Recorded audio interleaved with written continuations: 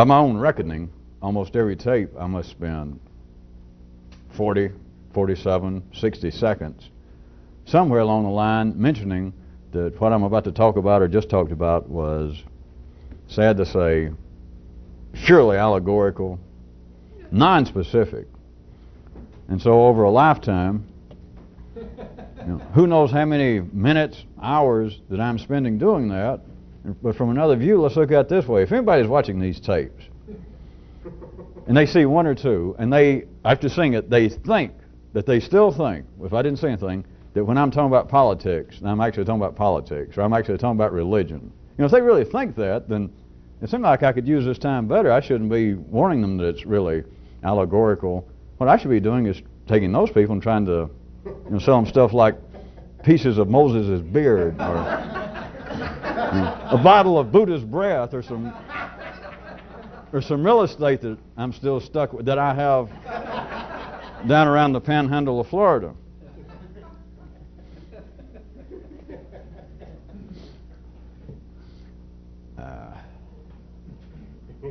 Well, opening note, and I got 3 versions of this. We'll try to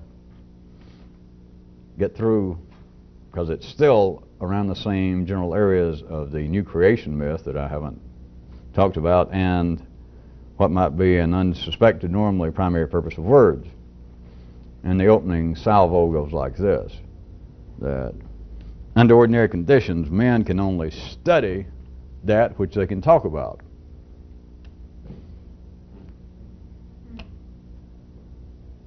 Our first corollary, but second part, second version. Men need study only those things that it is necessary to talk about.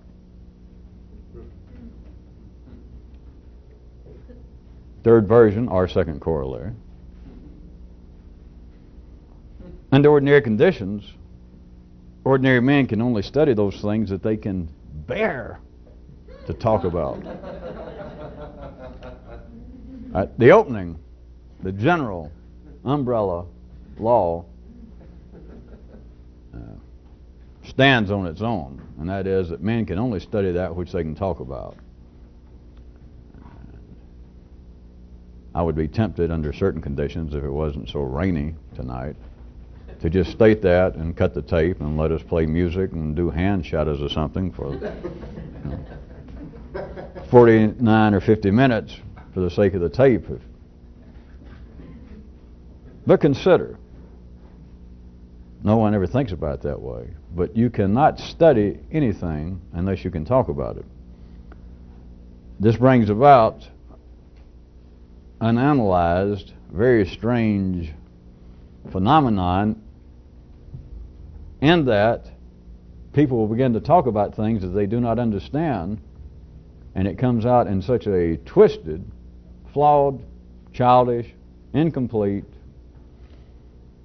almost stillborn manner as to apparently, oftentimes, touch on insanity, irrationality,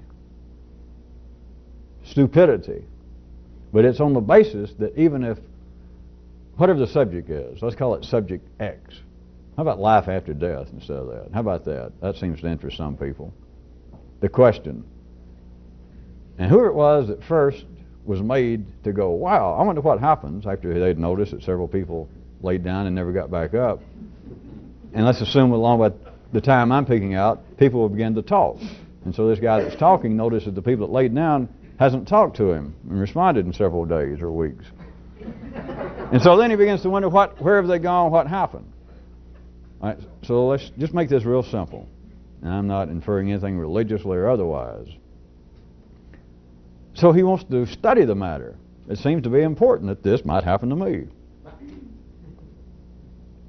And he knows nothing about it.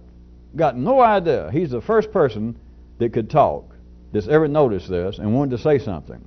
So he turns to his neighbor or his wife or somebody, and he wants to talk about this, but he knows nothing whatsoever about it.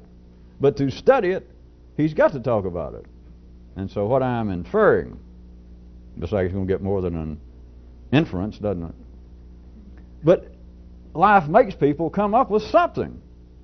Do you understand? that they got to immediately come up with something, even if it was just absolutely insane. For instance, if it... Now, some of you can hear it, but listen real quick. This is insane too, but listen, and you can make sense out of it if you can hear any of this. Let's say the guy wants to talk about life after death. There's not even the word death, let's say. He's the first guy to notice. They don't even know what to call it. And so he has to turn around to somebody and says, I want to talk to you about something weird. And the guy says, all right, what? And he said, well, I don't know. No, don't. You're getting weird yourself. No, I want to talk to you. It's about, I want to talk to you about orange platform shoes. And let's assume that that just has no connection to the matter of people dying and the question of life after death. But you understand that he said something like that, and so maybe the other guy says, well, that's not all that weird because I still got a pair. I keep, the caveman says, I keep thinking disco and the 60s will come back. And he says, come back. Now that's a good thing, because do you know that a friend of mine over in my cave laid down, and it's like the thing in him that talked, it went away and didn't come back. And so his partner says, huh. Do you understand? It started off in slang that the man's apparently trying to talk about the question of life after death, and he had to start off talking about, let's just say his tongue just went, and it came out, orange platform shoes in the 60s. But you understand, it got it going. But what if that had gone on for months or years? It could have turned into some sort of cult or even religion, that when it came to the matter of people dying, it turned into something like the platform shoe cult. Do I have to get any further with this? That they believe that when you die, if you lived a good life, that the gods give you a pair of platform shoes, and that everybody, as a reward for a life well spent, that everybody actually looks taller than they were when they were alive. Some crap like that. You understand? But it could have, let us say, that went on for a millennia. And let us say that part of life's body that came along would hear some of these stories like, do you realize there's a whole religion and there's something about death and platform shoes, and that'd be a large part of life's body. Let's say you. Even back millions of years ago, you might have heard that and went, boy, there are some cuckoo groups in the world. And from a certain view, you would have been correct. But you understand, it is not a matter that was correct, that was a conclusive idea. But no one can study anything unless they can talk about it. And what they talk about is always going to be somewhat inconclusive. It is always going to be somewhat inchoate. It's going to be a continual birthing of whatever it is they're talking about, and it may or may not, from some more complex view later, have a direct bearing on what they were talking about from a more complex view later on. But at a particular time, you could look at what they seem to be talking about, the words involved, and see it as being almost a form of insanity, or seeing it as being far removed. That, Jesus, what in the world does that have to do with what they say they're talking about? If you can't talk about it, it can't be studied. Now the second part, that men need study only those things that it is necessary to talk about. Men will talk about love, but they don't really talk about sex. Oh, I know there are jokes and people say they talk about it, but you understand, you do not have to talk about doing it. If they're still trying to show these tapes on TV, I know I can't say nothing. You don't have to talk about, oh, there is another. You don't have to talk about intercourse. I forgot there was such a word.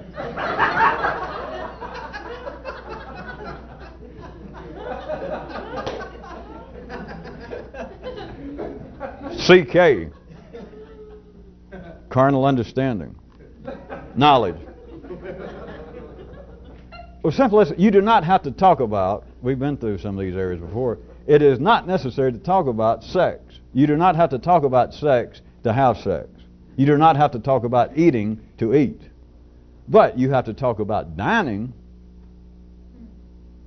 That is, when it reaches into the area that's becoming a kind of secondary activity that's no longer serving just the minimal function to keep the organism of some man alive or humanity alive, which is what eating would be.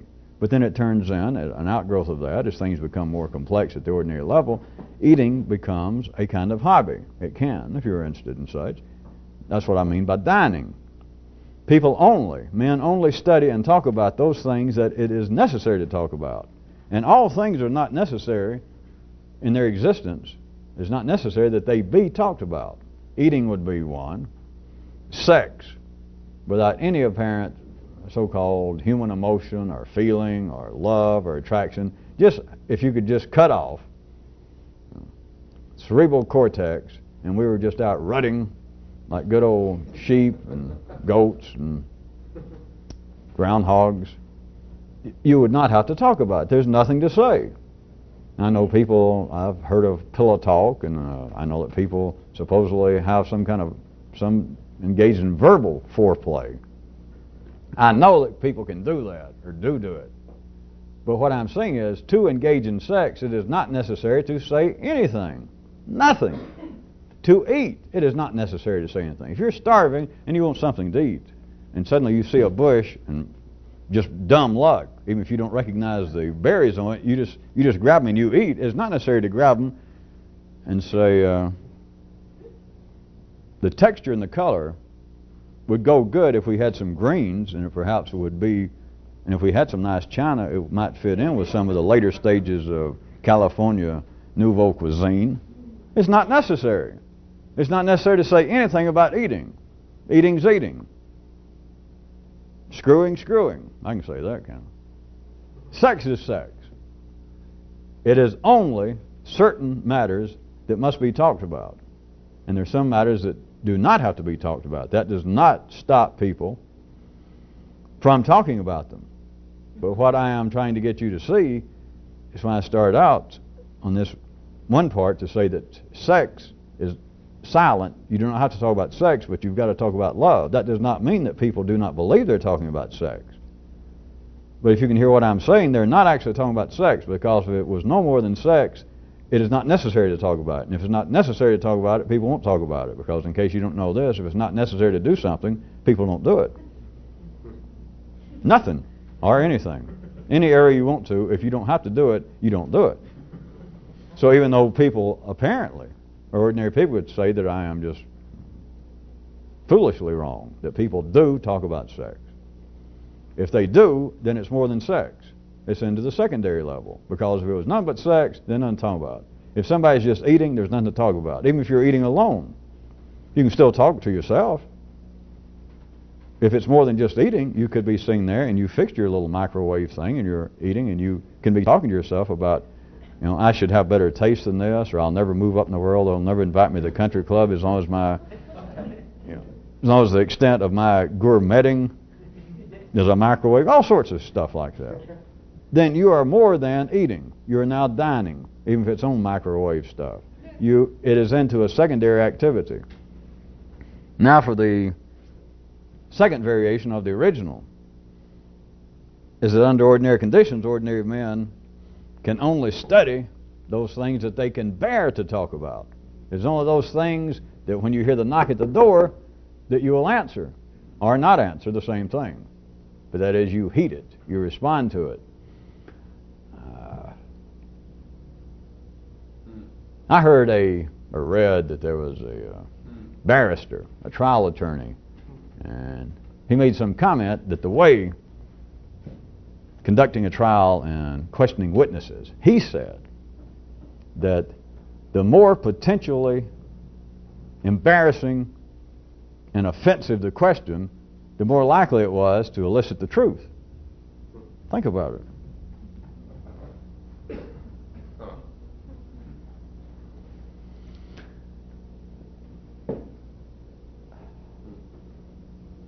For instance, this is not, I think he gave an example, but I got one.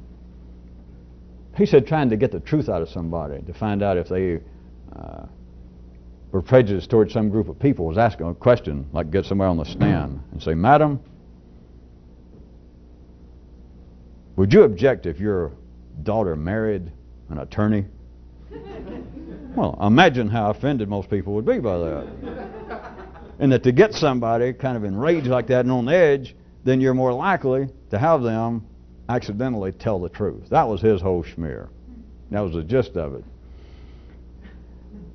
Now I consider, though, internally, in private, in a new building area, a real revolutionist has got to not only be able, but has got to be anxious to present to himself non-verbal, embarrassing, offensive questions from no known judgmental position. That is your own you knocking at the door. But you've got to be not just prepared to, because being prepared to do anything don't count for crap, in case you hadn't noticed it. Because everybody's prepared for something. People go to church, people read books, and people that even believe in some way that they're interested in this kind of stuff.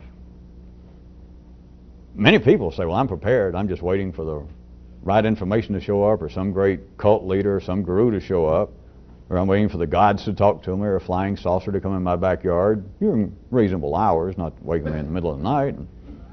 That I am prepared. Everybody's prepared.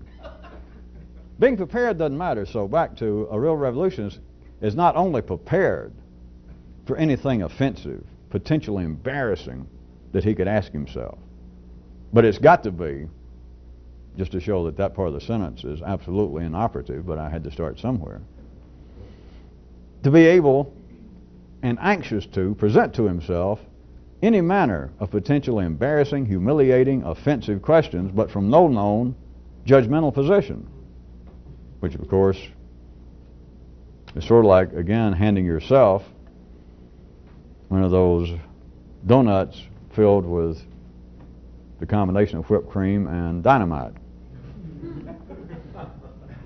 Because it cannot be a potentially embarrassing or offensive question from any known position. So it's up to you to figure out how it would be embarrassing or offensive. Well, of course, I can tell you if you can hear it at all, the way you do that is by asking questions that have absolutely no bearing to your old intelligence. That's what's offensive. I should say this for a Kairoot, but it's like your old brain begins to sort of, like he's listening in and think, well, how come nobody ever talks to me anymore?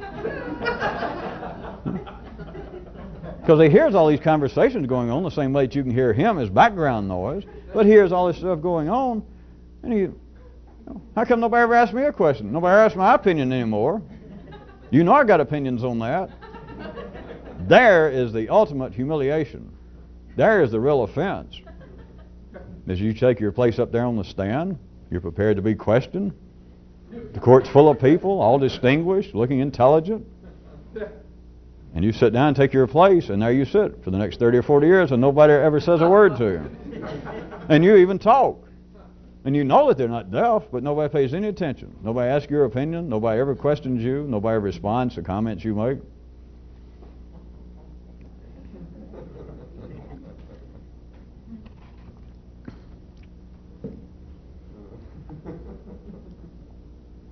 All right, let me ask you a question. We'll play.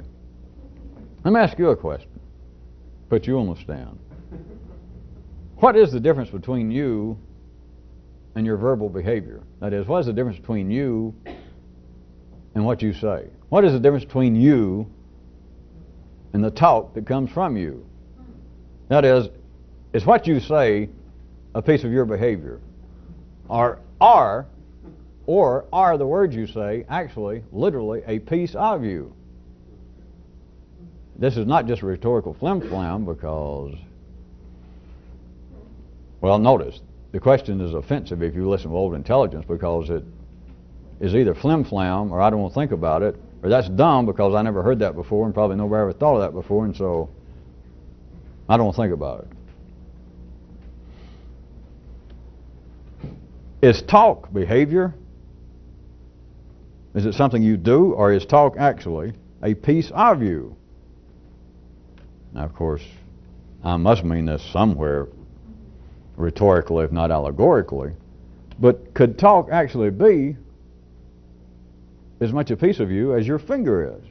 That every word that comes out of you is a piece of you. It's not something you're doing. I'm not saying it, I'm still presenting it as a question. That it's not something you do, but it's actually a piece of you. Every time you speak, every word is some piece of you. What if that's not allegorical?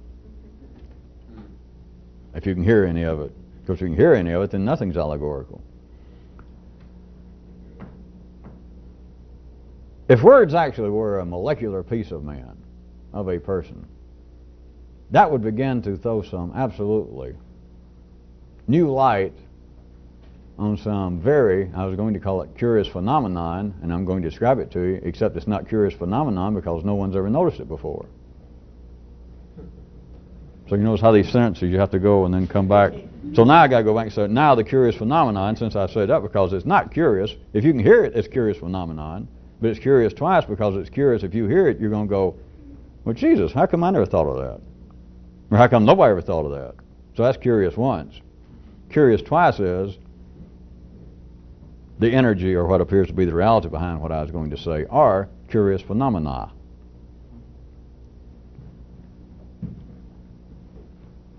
The general area that I was going to say was be curious phenomenon that has never been able to be adequately explained since it was never asked before.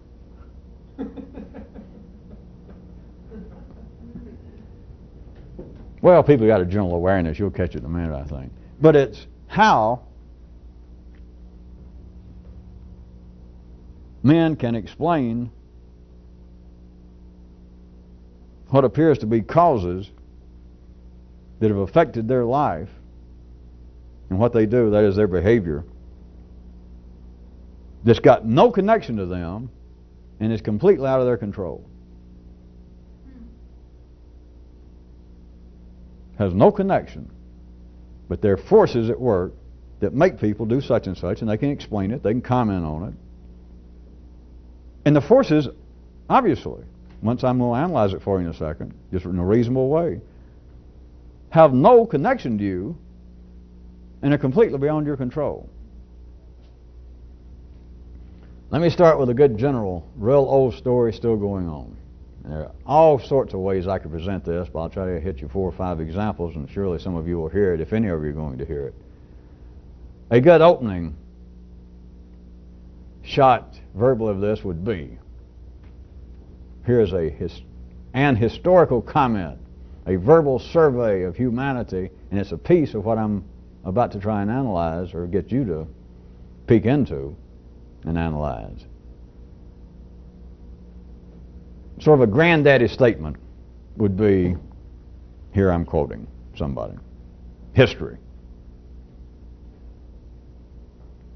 Class consciousness, social discrimination.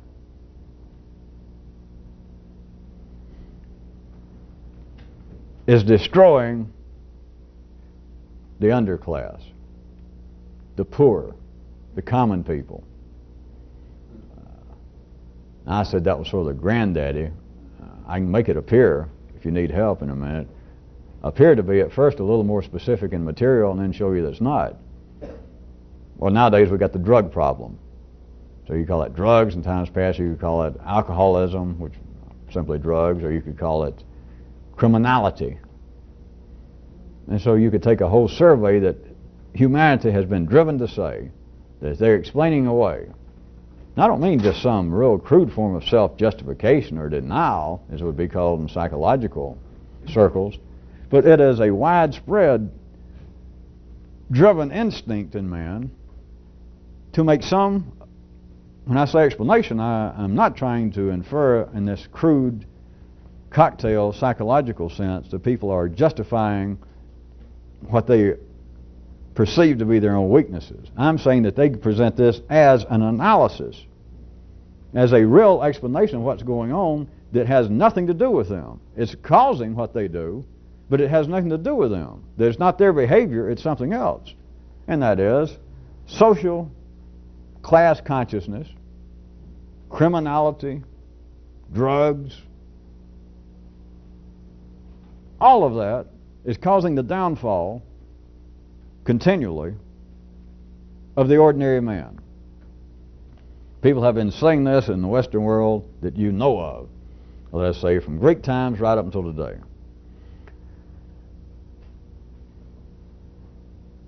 But you got to listen hard. There is no such thing, not materially.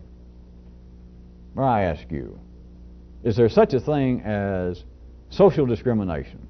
Now, at first, your ordinary intelligence, old intelligence, obviously wants to say yes, and it should say yes. That anyone, I can take the position, I've got old intelligence still around, and you can say, well, certainly there's such a thing as class consciousness. It is still an active part, for instance, by all reports, of British society. That it's not even Well, it's semi-publicly acknowledged.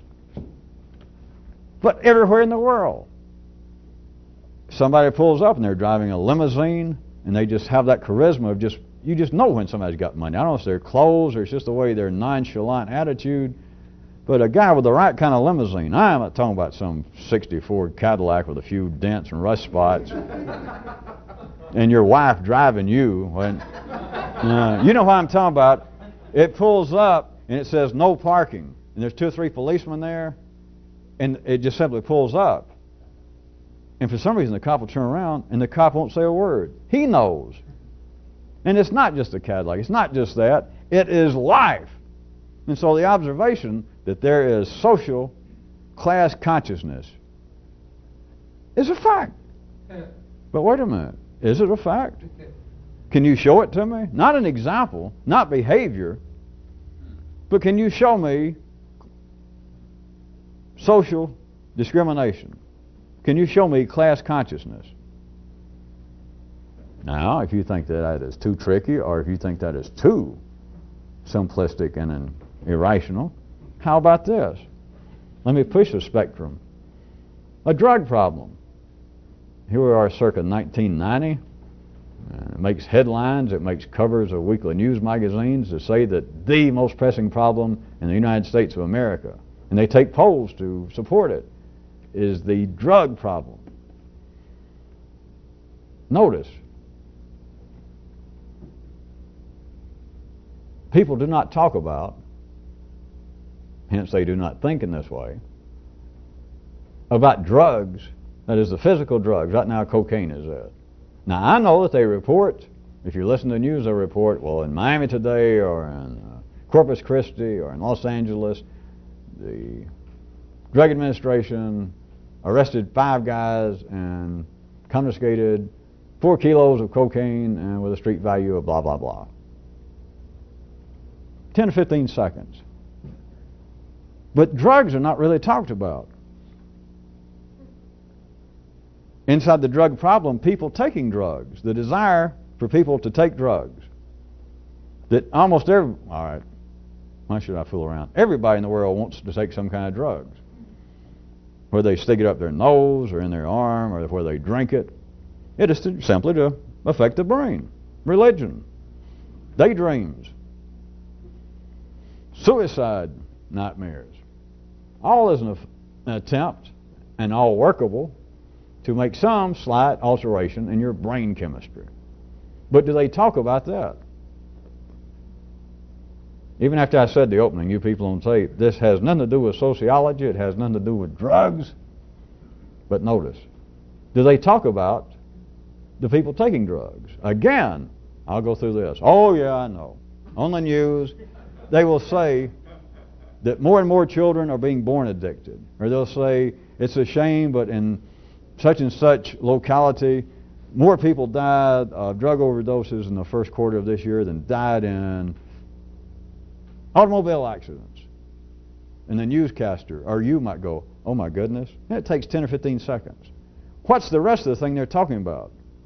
The rest of all the articles in the print media, the non-print media of the drug problem. It's not drugs, it's not people taking drugs. The drug problem, now that they're discussing, is not drugs, it's the drug problem.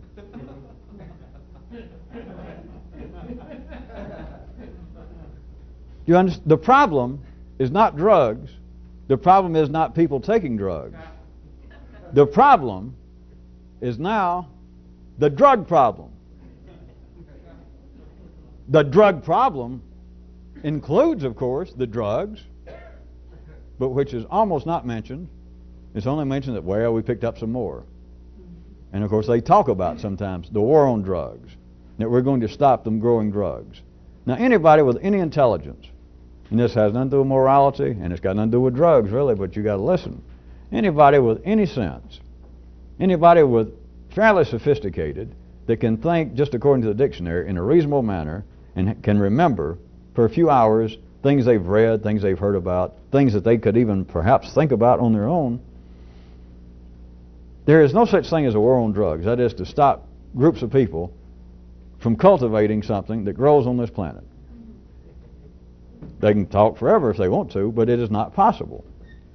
And this ain't theoretically possible. There's nothing to talk about. Especially something that people want. And people want drugs as much, almost that close, to wanting something to eat, to wanting to get out of the cold. Everybody wants something. It's not even worth an intelligent person's 1 second, once you see it, to consider that there's some kind of war that we can wage physically on plant growth. Well, and even into a kind of secondary way, they got to refine it. Or I could say the same thing about alcohol. Of course, alcohol does not grow out in the fields or on bushes. They've got to take natural plants and do a little stuff to it. But the idea that you're going to stop people from doing that in some way you can bring out material wherewithal, guns, armies, sprays, helicopters, and that you will stop people from doing this. It was a whole new definition from a more complex view. Well, I'll just leave it at insanity. There is no basis to believe that. None whatsoever. It's not even talked about, though. Not in a serious way. It is now just part of the drug problem. But you understand, they do not seriously talk about the drugs themselves. They do not seriously talk about people taking drugs, because in the same way that they cannot stop the cultivation of drugs, they cannot stop people from taking them. And every time that somebody now suggests a new bill through Congress or a new attitude the public should take, they throw nowadays is education. What we've got to do is educate the youngsters. They don't need educating. They're going to take drugs. They're going to do something. As far as education, in case nobody has noticed, they don't, of course, intend to do this. But all illegal activities in the world now, since they can't advertise, they have their own form of advertising. It's known as news reports.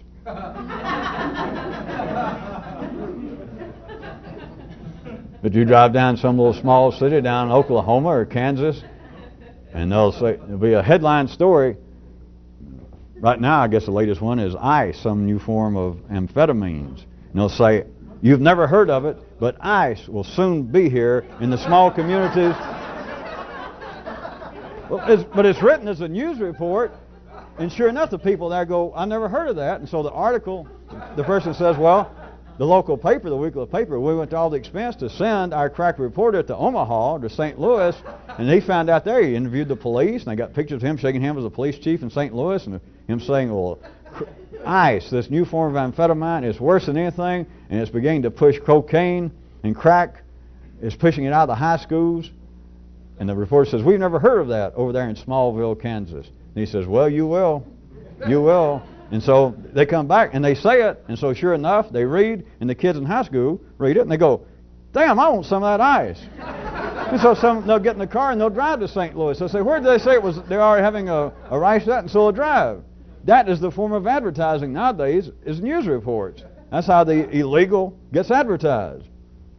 The idea that there's a war being waged against drugs or against people's behavior of taking drugs is absolutely insane.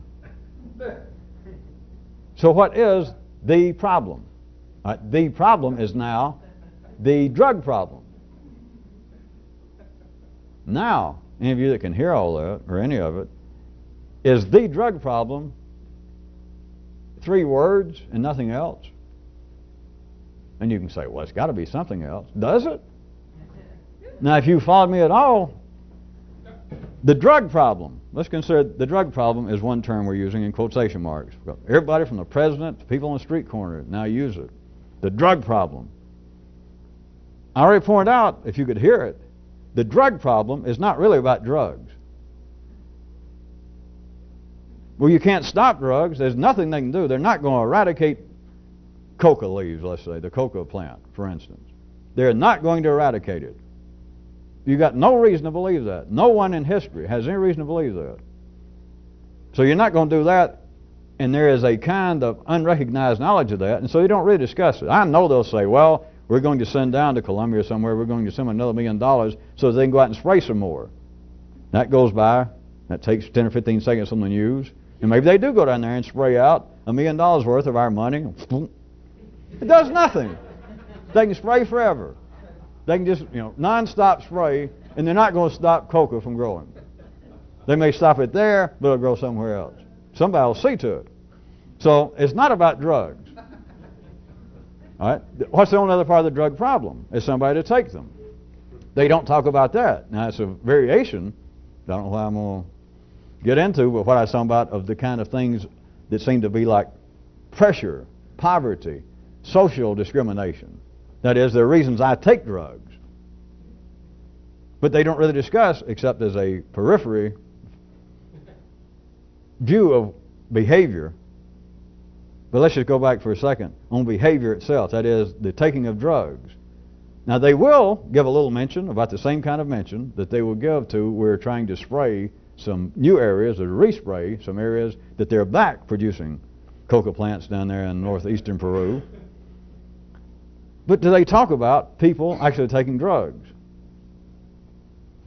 And there's a reason. Again, nobody can analyze it. The reason is there's nothing to say. Oh, they'll say, we need more education. We've got to make the children know the dangers of drugs. Advertise it. That's all it is.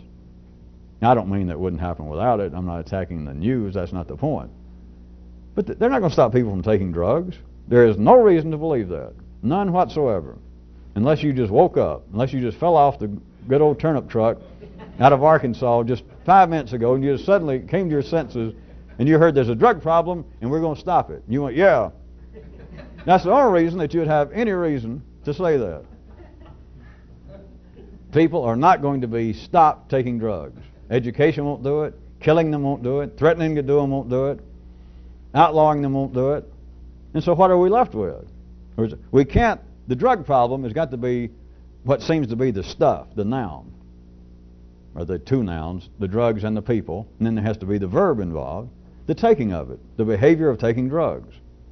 They can't stop drugs, and they can't stop people from taking drugs. So what are we left with? Well, we still got a drug problem, but what is it? Well, the problem is the drug problem.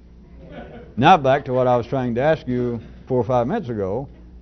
Could you even consider the possibility that now the drug problem is 3 words? If it's not drugs and it's not people taking drugs, what is it? And everybody would say, well, I know it's something. It's on the front pages. One week it's the cover story in Time. The next week it's the cover story in Newsweek. I have analyzed, I have checked on the network news every night. They spend at least from 12 to 17% of the news time in the last 6 months on the drug problem. The president, every other speech he makes, he mentions the drug problem. I know. What is it?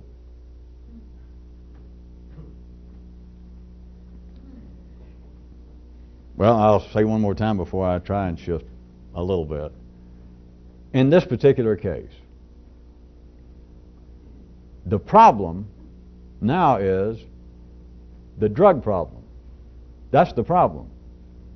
It's not drugs. It's not people taking drugs. The problem now is the drug problem.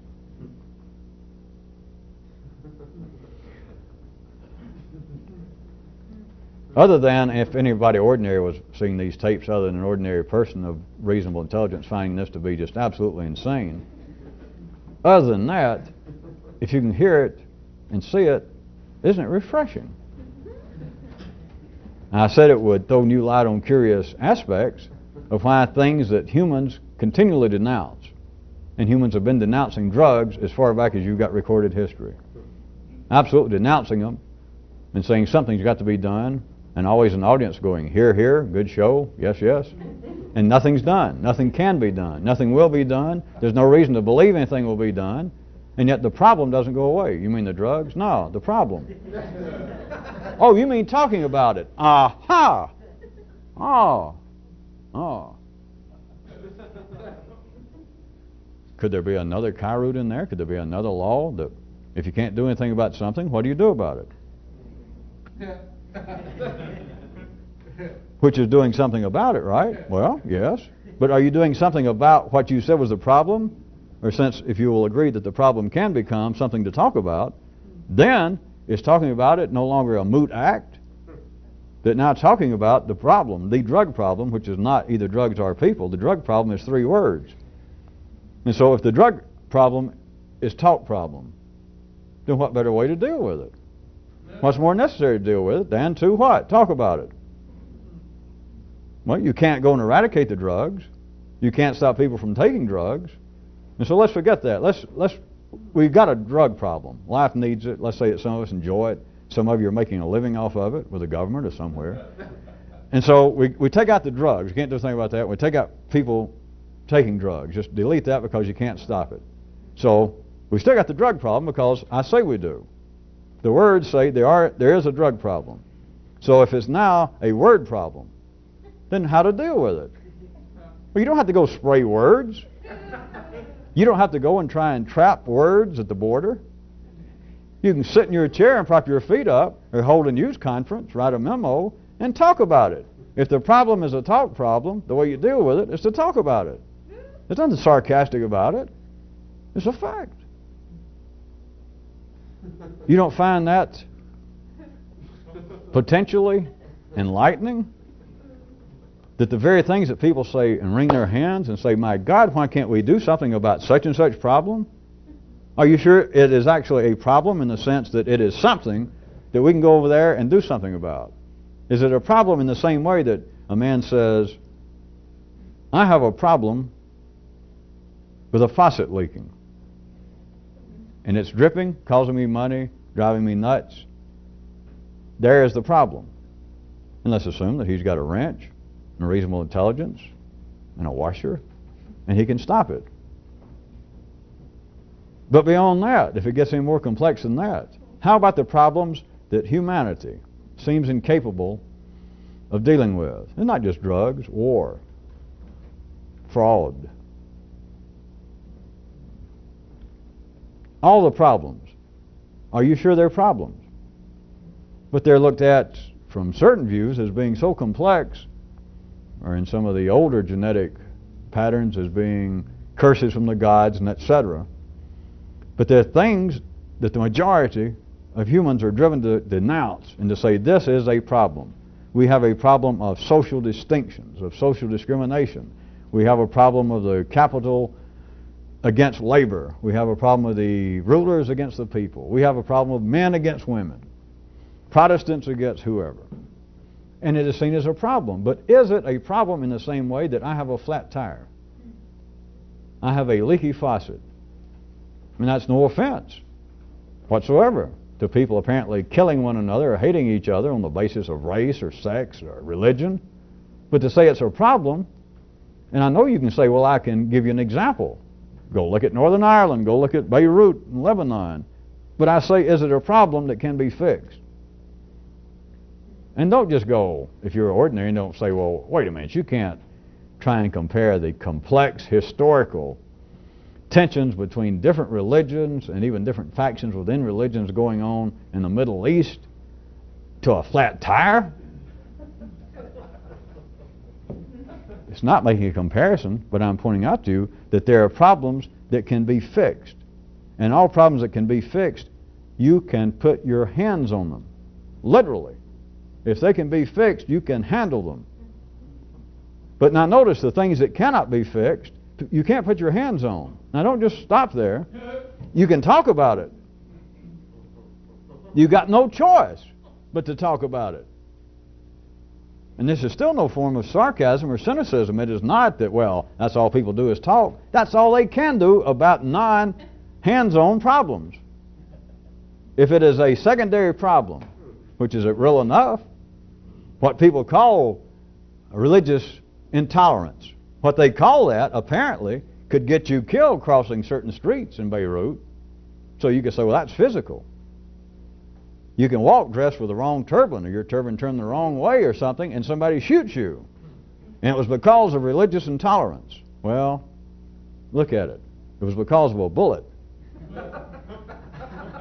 And then you can start, well, yeah, but the bullet was fired by a person. Okay. Now we're talking about behavior, right? Yeah, we're talking about real stuff. All right. Now we have been complaining about human behavior for how long? Let's say you agree, well, all right, at least 4,000 years I know about.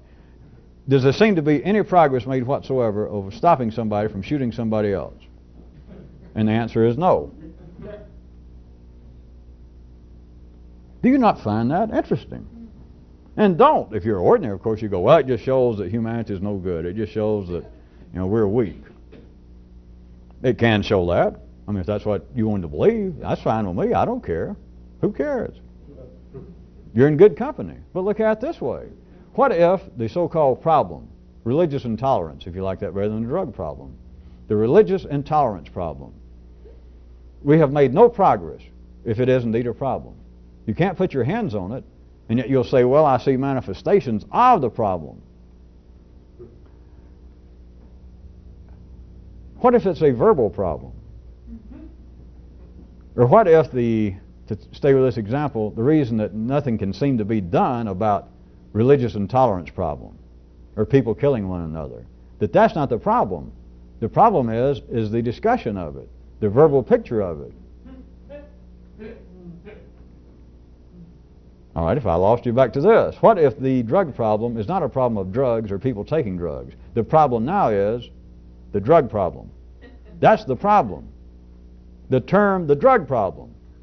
And parenthetically, with ordinary people, when they hear the drug problem, parenthetically, all that excites, induces, and associates in their own brain with whatever else.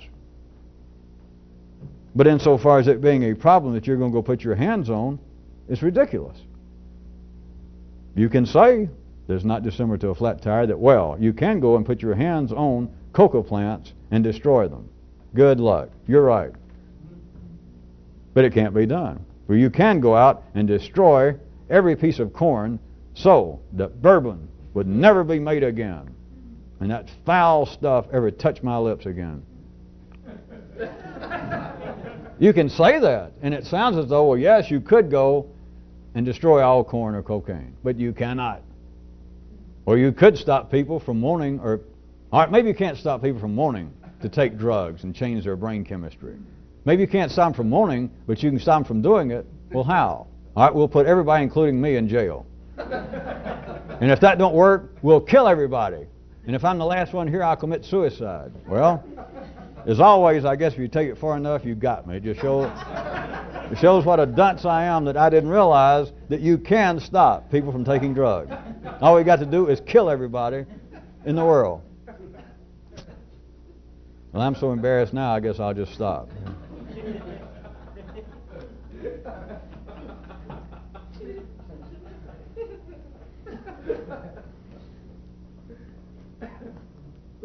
I'm aware that this is sticky,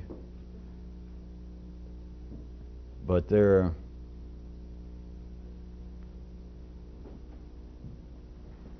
is no fast way that I am inclined to try and cut this any finer for you tonight. I'll repeat and shift to another apparent area. That to take any human problem, anything that must be talked about, is going to be a secondary activity. It may be inescapable for the needs of life now, but understand from my arbitrary mapping of things into human activities into primary and secondary. It is only secondary problems, whatever they are, it's only secondary problems that must be talked about, because it's only secondary affairs that must be talked about. If it's eating to stay alive, if it is having sex to keep the race going, if it is finding a cave or requisitioning someone's mansion for the sake of keeping you and your family, and therefore part of the race, out of the cold for the night and to keep you alive, that's one thing, and there is no need to talk about it. It is not necessary to say one word. Anything beyond that, instead of sex, love, instead of eating, dining, instead of staying out of the elements, it's now a matter of social position, it is a matter of the space that you occupy and its social ramifications and etc. When it gets into those areas, they must be talked about. It is not an option. They will be talked about. It is necessary for people to talk about them, to apparently analyze them, to apparently study them, for them to apparently grow, flourish. They must be talked about. So all areas that are considered to be human problems, whether it be drug problem, religious intolerance, sexual prejudice, whatever it is, if it must be talked about, if you can see in a more complex way, there is nothing in there material enough, stable enough that you can put your hands on like a flat tire. Or like, take somebody that got shot in Beirut. His problem is now he's shot. He has a bullet in his neck. Now a physician, a surgeon, someone may be able to come up and put their hands, and if the problem we're talking about is the man has a bullet in him, there's a problem. And you may be able to do something about it. But then to expand that, as everybody does, all ordinary, sophisticated, reasonable intelligence would say, well, wait a minute, it's not just a bullet. It was religious intolerance is what shot that poor boy. Well, any reasonable, I'll admit it again, sophisticated person nowadays would say that. But what can you do with that? And in at the ordinary level of secondary affairs, religious, racial, sexual intolerance is just as real as anything. Just as real as anything. It's just as real as California nouveau cuisine. It's just that real. It is, I'll admit it. But can you even get a glimpse of the fact that there is a world of difference, and not the obvious world, but a world of difference between being shot and being shot for religious intolerance problems? There's a difference between a bullet and intolerance. There is a difference between a bullet and prejudice. A lot of difference, and not just the obvious one. When you get into the areas where it is a secondary discussion, where, as I was trying to tell you after hinting, that the drug problem nowadays is not a problem of drugs, it's not a problem of people. The problem now is literally, quote, the drug problem. That's it. Everything else is an offshoot of that. Everything else is a corollary. Everything else is an adding on to, an embellishing of that. And you can make the drug problem sound even worse, or I guess you can make it sound better if you were driven to be grinding some political axe. But the drug problem is now something different. The drug problem, let's say if there is such a thing, the drug problem. Take those three. There's the drug problem. But that's one thing. Let's say the drug problem in our case is cocaine. The coca plants and everything related to it, their natural growth, their cultivation, the money that they are furnishing to people in different areas of the world growing, that's something else. I'm not saying better or worse, but you do hear that is something. There are people out growing coca plants, cultivating them, that have no idea, by all reports. It's without a doubt true. They don't even know anything about cocaine. They just grow it and somebody pays them. They wouldn't care. They could be growing corn. And the Jack Daniels people would be down there instead of the drug cartel. The coca plants and everything related to it, that's one thing. That's something. I'll admit. It's going on. People out snorting cocaine. People taking drugs intravenous. People drinking. That's something. If you take everybody doing drugs right now, which would be everybody in the world, whether you knew it or not. But anyway, let's just take people doing cocaine. We put them all over here. Then I'll admit, yeah, there they are. So we got people taking the drugs, and we got the drugs themselves and everything related to it. We got that, but you would still have something else.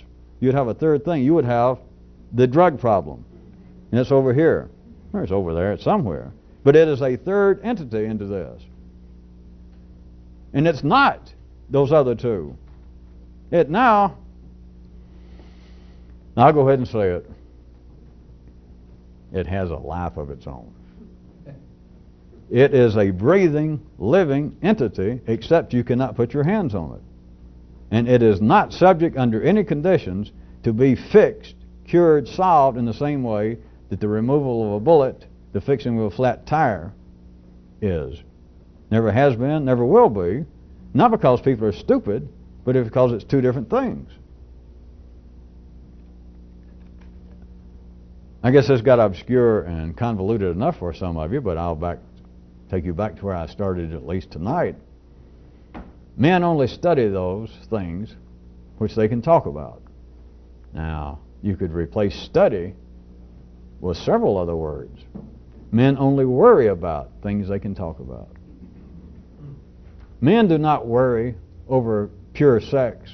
Now, many people say, well, I do worry. I'm between partners, or I've never had a successful social life. See, you're not talking about just sex.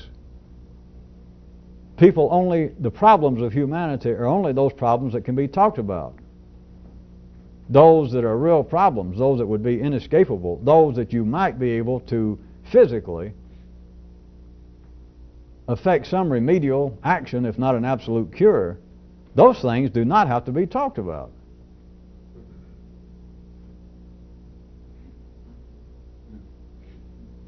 Since the tape is running out, does anybody see any possibility that all of this has to do with the operations of your own brain and not with drugs or alcohol or Beirut or religion? What is it you talk about, you and everybody else? What does your brain talk to you about?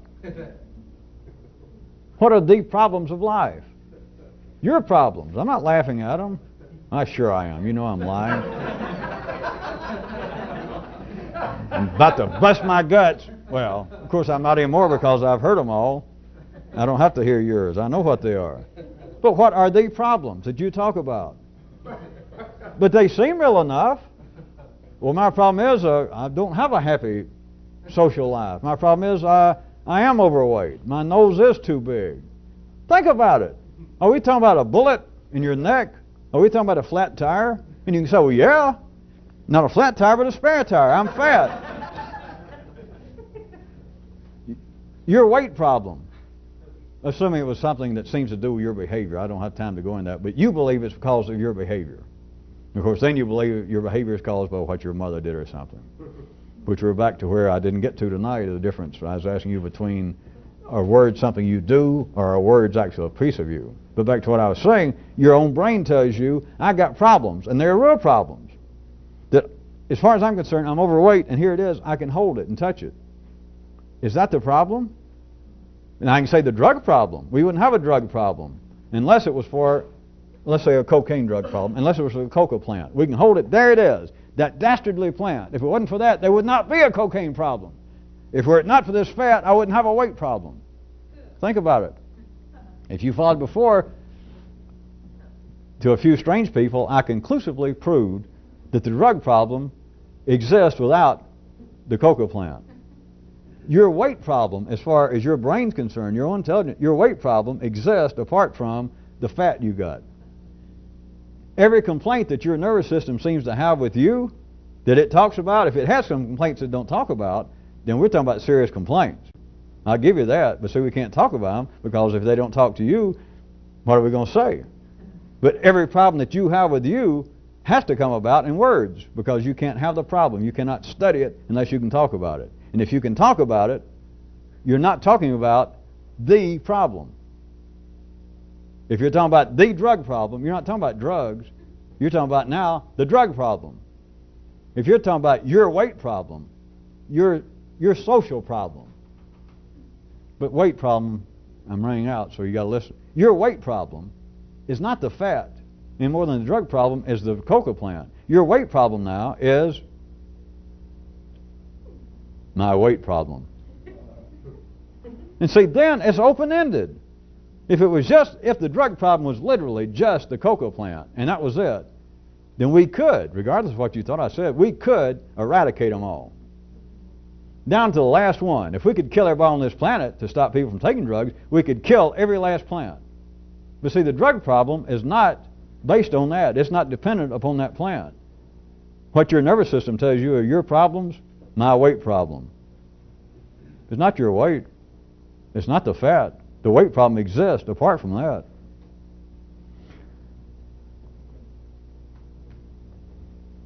I started to say there's not much you can do in 30 seconds except kill 30 seconds while commenting about, well, there's not much you can say. But listen, look here.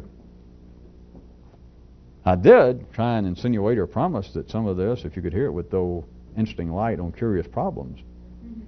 Don't you see that what everybody considers to be problems, serious problems, all the way from what appears to be external social problems, the drug problem, to everybody's personal, internal, private, personal problems, that the problem is something apart from what seems to be the physical base of it. And the curious aspect I was mentioning is you begin to understand why no so-called problems are ever resolved. Well, I thought you'd find it interesting. If not, go chill out.